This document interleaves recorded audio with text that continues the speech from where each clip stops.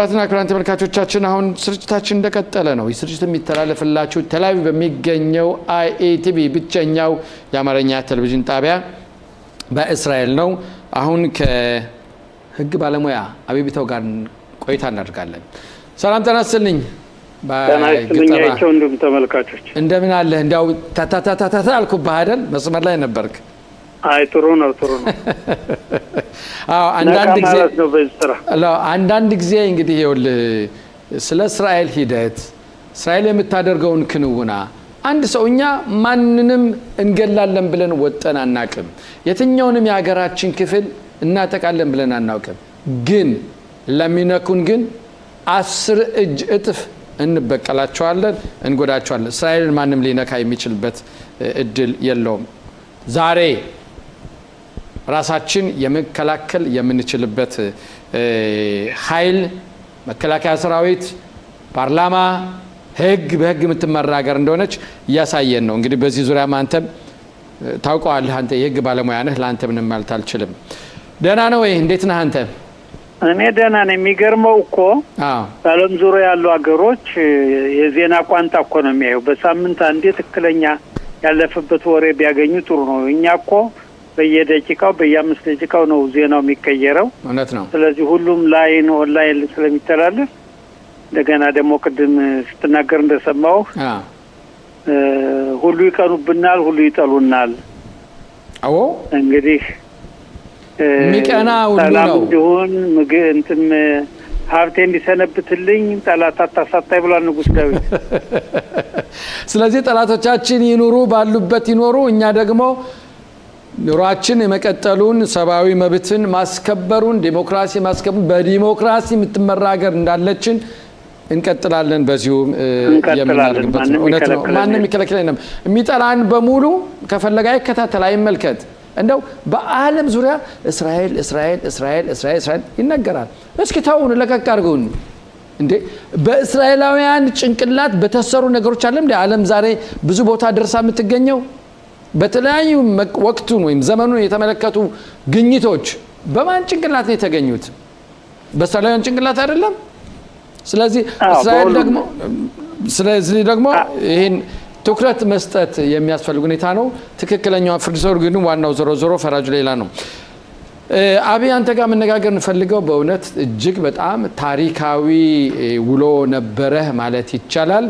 በተለይ እኛ ደግሞ ታውቃለህ የመጣንበት ከአፍሪካ ነው።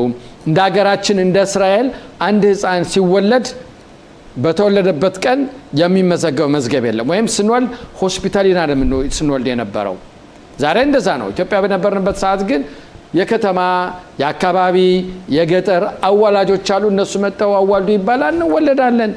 እድሜ ስንት ነው መቼ ነው የተወለድክ ሲባል የገሌ በሬ ገደል በገባ በሌሊቱ ወይም ገሌ በሞተ በ3ቱ ቀን በሳምንቱ በሁለቱ የሚባል ነገር ነው ያለ።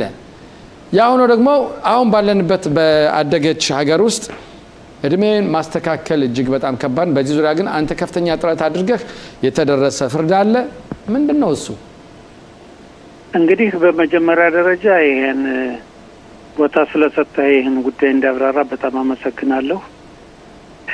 እንግዲህ ሁላችንም እንደምናውቀው የኢትዮጵያ ቤተ እስራኤሎች ወደ እስራኤል ሲመለሱ ግማሾቹ በሱዳን ያለ ወላጅ ወይ በብቸኝነት ደረጃ በተለይ ወጣቶች ነበር የመጡት።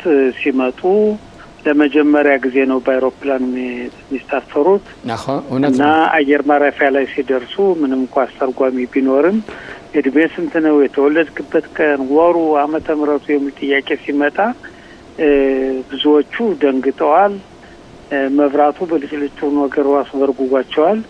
ስለዚህ እዚያ የሚሰሩ የሰኩኖት ወይም ሰራዳብኔም ወይም ሰራዳክሊት ሰራተኞች በግምት ዝቅ ያሉ ከሆኑ እድሜያቸው ወጣት ከሆኑ ወደ ትምህርት እንዲሄዱ በማለት ሌሎችን ደግሞ ከፍ አድርገው ጦረታ እንዲወጡ በማለት በግምት ነበር ሲመዘገበ ነበር። ይሄ ሱዳኑ ነው። በሁለተኛ ደረጃ በሚፍታ ሽሎሞ በምጽአት ሰለሞን የመጡት ደግሞ ከዚያ መዝገብ ነበረ ኤምባሲ ውስጥ።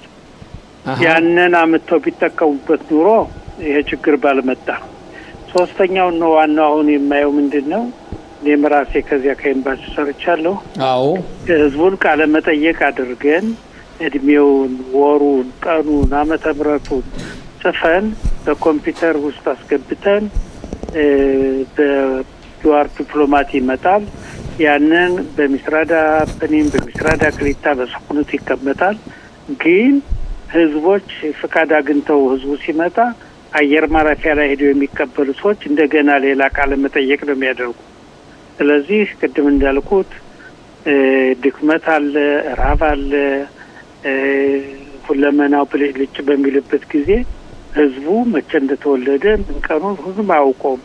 ከዚያ ውስጥ ያለውን መዝገባ ቢያዩ ኑሮ ይሄ ባልሆነም ነበር። ስለዚህ አብዛኛዎቹ ኢትዮጵያውያን በድሮም ይሁን አሁን የመጡት የተወለደበት ቀን 00 የተወለደበት ወር 00 ዓመተ ምሕረቱ በግምት ተሞልቷል። እውነት ነው። ስለዚህ በነበረኝ አጋጣሚ ምንድን ያየሁት አንድ ሰው የኢትዮጵያ መታወቂያ ወረቀት ይዞ መጥቷል። ያ በግብርና ሚኒስቴር የታወቀ መታወቂያ ነው። ያንን መታወቂያ ይዞ አዲስ አበባ ማስመዝግቦ እዚያ አየር ማረፊያ ሲደርስ እድሜ ይሄ ነው፣ ይሄን አይታችሁ ወደ አውሮፓን ወደ እስራኤል ዓመተ ምሕረት ቀይሩና መዝግቡልኝ ቢል አይ አንተ እንደዚህ አይደለም ብለው 8 ዓመት ቀንሰውበታል። ያ ማለት የኢትዮጵያ አቆጣጠርና የአውሮፓን አቆጣጠር 7 ዓመት 8 ዓመት ነው የሚለያየው እና በዚያ ሁኔታ መዘገቡት 8 ዓመት ቀንሰው ትንሽ ቆይቶ ወደ ቋሚ ቤት ሲወጣ እንደገና ጠይቆ አሁን የሆነ ሁኔታ ምንድነው? ይሄን ለመቅረፍ የተደረገ ሁኔታ ላከልንም እንትን አለ ምንድነው የሆነው? ምንድነው ሂደቱን እያስረዳው ነው። ያቀረበ ክስ ቀረብን። የሚስራዳ ፕኒም የህግ ጠበቃ ይሄ መታወቂያ ታዋቂነት የለውም፣ በውጭ ጉዳይ ሚኒስቴር አልተመታም፣ በኤምባሲ አይታወቅም፣ ስለዚህ ከዚያው ኢትዮጵያ የሚቀር ነው እንጂ ከዚያ አይታወቅም ብሎ ሞገተ። እኛ ደግሞ ይሄ አይደለም የመንግስት መታወቂያ ነው፣ ልክ ከዚህ ሀገር ትዕዛዞት እንደምንይዘው ሁሉ እያንዳንዱ በገጠር የሚኖር አርሶ አደር ነዋሪ ደግሞ ይሄን አይነት መታወቂያ ይይዛል። ይሄ የኢትዮጵያ መታወቂያ ከዚህ ሀገር አይሰራም ተብሎ አይልም አለ። እዚያ መጨረሻ ላይ ዳኛዋ ተመልክታ ነገሩን ማብራሪያ አምጣ ስትል አይ ይሄ መታወቂያ እውነተኛ መሆኑን ከኤምባሲው የኢትዮጵያ ኤምባሲ በእስራኤል ጠይቄ የማብራሪያ እናመጣልናልና በዚያ መሰረት በማብራሪያው አቀረብና ሁላችንም በሌለንበት ዳኛይቱ ነገሩን ተመልክታ የክሱን ሂደት አይታ ልክ ባልነው በእንትኑ በመታወቂያው እድሜው ተስተካክሎ ፍርድ ተቀበለ ማለት ነው። እንግዲህ ይሄን ምክንያት ወደዚህ ወደ ሬዲዮ ቀርቦ ወደ ቴሌቪዥን ቀርቦ መታወቂያ ለህዝቡ እንዲታወቅ የፈለኩበት ምክንያት ተጨባጭ ነገር ያለው መታወቂያ ያለው ሰው ከሆነ ይቻላል፣ መቀየር ይቻላል፣ ምንም ችግር የለም። ግን ብዙዎቹ ለ2 ዓመት ለ3 ዓመት ብለው እድሜ እንደዚህ ብለው ምናምን አይሰራም። ይሄ ሁለተኛ ቅድም እንዳልከው በገጠሪቱ ኢትዮጵያ በነበርንበት ጊዜ የሕክምና ክትትል የለም፣ የወሊድ ቁጥጥር የለም። ልጅ ሲወለድ በስንት ሰዓት፣ በስንት ቀን፣ በስንት ኪሎ፣ በስንት ቁመት ምናምን እንደተወለደ የሚያስረዳ ነገር ስለሌለ ይህን ነገር ከ20 እና ከ30 ዓመት በኋላ መጥቶ ፍርድ ቤት አቅርቦ መረጃ ለማግኘት በጣም ይከብዳል። እንግዲህ ተጨባጭ ሁኔታዎች ካሉ እድሜን ማስቀየር የሚችልበት ሁኔታ መኖሩ አሁን እንዴት ነው አሁን እድሜን ማስቀየር የምንችለው? እስካሁን ድረስ በነበረው ሁኔታ እድሜ ለመቀየር አይፈቀድም፣ ዓመተ ምሕረቱን አይፈቀድም። ግን ቀኑን ግን 00 የሚለውን ቀን ለመጻፍ ያው በፍርድ ቤት ሄደህ በዚህ ቀን ነው እንደተወለድኩ ምናምን ብለህ አስመስክረህ ፈርመህ ቃለ መሐላ ገብተህ የሚቀየር ነበር። አሁን ምንድነው አዲስ ነገር የተሰጠው በዚህ ላይ እንዴት ማድረግ እንችላለን? አሁን ሳይሆን ወደ 6-7 ዓመት ወደ 10 ዓመት ይቀርባል ያለው ከትዕዛዞቱ ላይ ቀን 00 ወር 00 ያለው በሙሉ የፈለገውን ቀን የፈለገውን ወር መርጦ እኔ የተወለድኩት በዚህ ቀን ነው በዚህ ወር ነው ዓመተ ምሕረቱ አይቀየርም፣ ፍርድ ቤት ነው የሚቀይረው። ሄዶ ባለበት ሚስራዳ ፕኒም አንድ ጊዜ ብቻ ማስቀየር ይችላል። ዓመተ ምሕረቱንስ ዓመተ ምሕረቱን በመለከቱ ግዴታ ወደ ፍርድ ቤት መሄድ ያስፈልጋል። ፍርድ ቤት ደግሞ ለምን ምንድነው የሚጠይቀው? አንድ ነገር ምን አለ መሰለ አብያው እኔ በወቅቱ በሰዓቱ እንደዚህ ነገር ዜሮ ለመቀየር ስፈልግ እናትህን አምጣ ተባልኩኝ። እናቴ ማሁን እያዳመጠችን ይሆናል። መጨረሻ ላይ እናቴን ሄድኩና እናቴ የተወለድኩበትን ቀን ማስቀየር ስለምፈልግ በዚህ ቀን ነውና ነይና ሂጂ መስክሪ ልስላት። አረ ልጄን የማውቀው ነገር የለም ሌላ እናት ፈልግ ነው ያለችኝና እዚህ ላይ አሁን ለቀኑና ለወሩ እንዲህ ነበረ። አሁን ለዓመተ ምሕረቱ ማን ነው መጥቶ ሊያስመሰክር የሚችል ሰው? ማን ነው እንደ በፍርድ ቤት ይዞ የሚቀርበው ሁኔታ? ወላጅ እናት አባት ካሉ ወይም ደግሞ ከቤተሰብ ውስጥ የተማረ መምህር የነበረ በመንግስት ስራ የነበረ በወርድ ስራ የነበረ ካለ ማስቀየር ይቻላል። አንዴት እዚህ ይለኛል አንዱ የ3 አመት ልዩነት ኑሮት እድሜ ያስቀይራለሁ ብሎ መጣ። አገልግሎት ሰጠነው። የተማረ አጎት አለ የእናቴ ወንድም አለ። እሱን አመጣነ። እዚያ በኋላ ምንድነው ያለን እሱ እኔ የተዳርኩት ሐሙስ ነው፣ ልጁ ደግሞ የተወለደበት ቅዳሜ ማታ ነው እና ቀኑን የተዳርኩበትን አውቃለሁ፣ ወሩን አውቃለሁ፣ ዓመተ ምሕረቱን አውቃለሁ፣ የእህቴ ልጅ ስለሆነ ብሎ ምስክር ቀረበ። ዳኛውም ነገሩን ሰማ፣ ቀየረለት።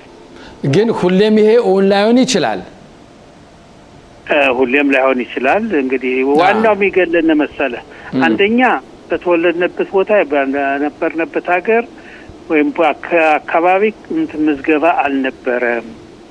በሁለተኛ ደረጃ ብዙሃኑ ህዝብ የመጣው የተማረ አይደለም። እውነት ነው። ታዲያ ይሄ እንዴት ነው መፍታት የሚቻለው? አሁን ምን አዲስ ነገር ተፈጠረውን እዚህ ላይ አንድ በትክክል የሚሰራ ነገር ካለ ይቻላል። ለምሳሌ አንዲት ሴትዮ መጣችና ልጇን የምትበልጠው በ7 አመት ነው። እንዲያ ብለን ከሰስነ። ኦኬ ልጇ ለመሆኑ ማረጋገጫ ተባለ። ምርመራ አደረግን። ልጅ ሆነች። ልጅ ስትሆን ቀጥታ 15 አመት ተቀበለችና ሴትዮ እውነተኛውን እድሜ ተቀበለች ማለት ነው። በ21 አመቷ እንደወለደች ነው። እና ምክንያቶች ያስፈልጋሉ፣ ተጨባጭ ነገሮች ያስፈልጋሉ። ዝም ብሎ ግን እያንዳንዱ እድሜ ለማስቀየር ፈልጋለሁ ቢል የማይችልበት ሁኔታ አለ።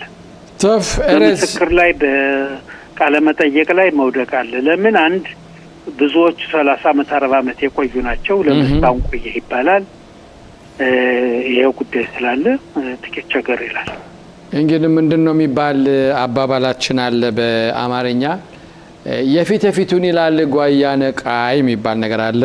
የፊቱን እዚህ ደረጃ በመድረሳችንም እጅግ በጣም ልናመሰግን እንወዳለን። መጨረሻ ላይ የምትለን ነገር በለና በዚሁ እንሰነባበት። አዎ እንግዲህ አንድ እውነተኛ ነገር ይዞ ለፍርድ ቤት የሚቀርብ ካለ በቂ መረጃ ካለው ፍርድ ቤቱን አጠቃለው ብሎ የሚነሳ ካለ ያው ጥሩ የህግ ጠበቃ ባለሙያ ልምድ ያለው ወስዶ መሞከር ይቻላል። 100% ሁሉም ይችላል ለማለት ሳይሆን ተጨባጭ ሁኔታዎች እንደዚህ የ7 አመት እናቴ ልጅ ናት እቺ ብለ የ7 አመት ብልጫ መዝገብ የነበረው የ3 አመት ተቀይሮ ቅዳማታ ተወለድኩ ያለው አሁን ደግሞ መታወቂያ ይዞ ደግሞ መታወቂያው ኢትዮጵያው አይሰራም ተብሎ የነበረው እንደገና እንዲሰራ የሆነበት በፍርድ ቤት ተጨባጭ ነገር ስላለ ነው። ስለዚህ ተጨባጭ ነገር ያለው በሙሉ ቀርቦ መርታትና ማሸነፍ ይቻላል። ካልሆነ ግን ችግሮች አሉ። የህግ ባለሙያ አቤ ቢታው ለሰጠ ማብራሪያ ሰፋ ለማድረግ በጣም እናመሰግናለን። ወደፊትም በሰፊው በዚህ ዙሪያ እንነጋገርበታለን። እግዚአብሔር ይስጥልን፣ እናመሰግናለን። እኔም እንደዚሁ አመሰግናለሁ።